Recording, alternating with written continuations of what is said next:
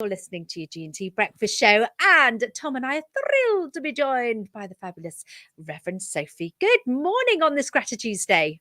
Morning. I think I'm having a bit of a technology problem here this morning, guys.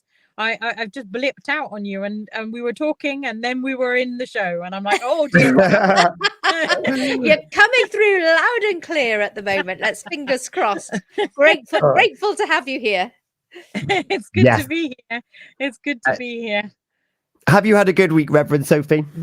I've had a wonderful week, thank you. Yes, it's been busy and very creative, and I've had lots of time to spend with the children in the school in St Aidan's, as my little school that I look after, and it's just been a really joyful week. And and we've had a few sunny days, although I'm trying to hold those few sunny days in my mind as I'm sat in the car and the rain is pouring around my ears.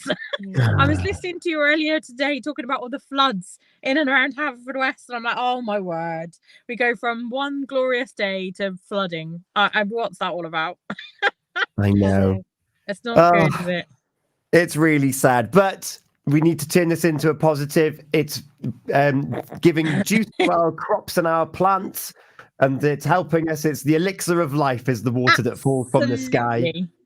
Yes, definitely. There's nothing worse than us Brits moaning about. I mean, we moan whatever the weather, don't we? We moan if it's raining, and we moan if it's sunny, and we moan if it's snowing. It doesn't matter what it is. We just moan. I think we just got to get ourselves out of that habit. We're world class. But it is Grati-Tuesday, Reverend Sophie. What's been on your mind for us this morning? Oh, do you know, it's a bit of a strange one this week, and I just thought I'd share it with you just because I can. So I'm reading this book at the moment. It's called Bible. No, I am reading the Bible as well. Yeah. Why Sinead O'Connor Matters. So I don't know if you can see it there. Shameless. So Why Sinead O'Connor Matters by a lady called Alison McCabe. And it was suggested to me when I did a course I was doing, but it's really, really interesting. And I was just taken by Sinead O'Connor. She's one of those great artists who is very, very, very underrated, wasn't she? Mm-hmm. And she had such a lot to say, and often that was missed because she was female in a very male-dominated industry at that time, but also because she was so outspoken, a lot of people tried to quieten her down and to dampen some of the things that she was saying. And of course, she spoke into so many things that she should have done. And for me, people that speak out are so brave.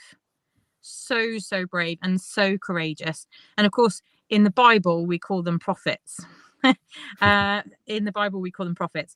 And so for me, Sinead O'Connor is definitely a prophet. She spoke into situations that many people wanted to ignore. She spoke into child abuse. She spoke into the abuse of as a result of the church as well.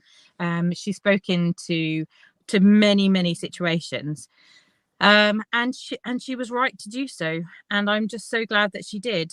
And actually, she was contemporary, really, with the time when women priests were allowed, and so just allowed. And so she was speaking into a time that we don't think about at the moment, because for myself, I'm a female priest and I love doing my job, but actually it wasn't that long ago. She was around when I was a kid. It wasn't that long ago, and how much things have changed. But it says on the back of the book, by a chap called Vernon Reid, it says, Alison McCabe's intensely engaging, thoroughly researched and deeply personal critical assessment, Why Sinead O'Connor Matters, makes a sharply observed yet compassionate appraisal of its subject, inarguably among the most influential artists of her era. Acknowledging that Sinead's life story can be difficult, a difficult, contradictory mess, McCabe relates this magnificent, irreplaceable artist's tale to her own heartfelt story. And I think that's wonderful, isn't it? To be able to take what was a messy life. Yeah. And I don't think any of us can say that our lives are not messy. I don't know about you, but my life is messy most of the time, and full of stuff that happened when I was a kid, and things that that kind of make us who we are. It messy life, and actually to be able to relate that to our own stories, and then be able to make changes as a result of that, I just think is wonderful. So yes, that is what I'm grateful for this morning. I'm grateful for this book, for Sinead O'Connor, and I just think, for prophets in general who make differences to to the way that we live our lives. So well done, Sinead O'Connor. And I think we can relate to that, can't we? Because the more you speak to people, the more you realize that actually you're not going through your messy life on your own. Others No. have got messy lives. And another thing, by speaking out, it will bring change. Because Yes. others will speak out, and like you say, a female priest, and going back years, that wouldn't have been the case. You wouldn't have been allowed. No. And it's because we've had those conversations. It's all about conversation and highlighting things that change does happen. Yeah. Absolutely. Forever Definitely. grateful for those people that put their head above the parapet first.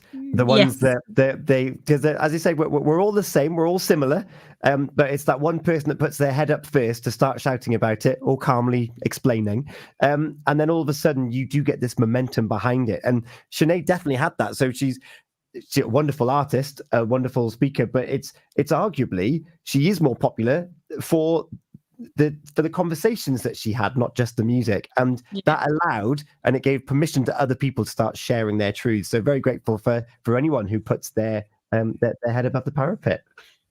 Yeah, absolutely. Reverend Sophie, thank you so much for joining us this morning on Grati-Tuesday. Are you back with us on Thursday morning? I think I am back with you on Thursday morning. Yes, you've got just me this week. Father Neil is off on annual leave, so you've got me on Thursday for confessions, me on Sunday for Alive and Kicking, and then next week I think we're doing a swap. I think I'm away for most of the following week, so you'll get all of Father Neil the following week. I was going to say you'll need a good rest after being here most days. Sophie's going to be with us on Thursday morning for confessions. If you have a confession that you want to seek forgiveness from the Breakfast Council, you can email yours in now, studio@purewestradio.com. Thank you much, Sophie. I believe that you're going to turn into a radio DJ, and you're going to introduce the next track for us. I am indeed. Nothing Compares to You by Sinead O'Connor. She is awesome. It's 9:15 here on your Gina and Tom Breakfast Show. Thank you, Reverend Sophie. Thanks, guys. Bye.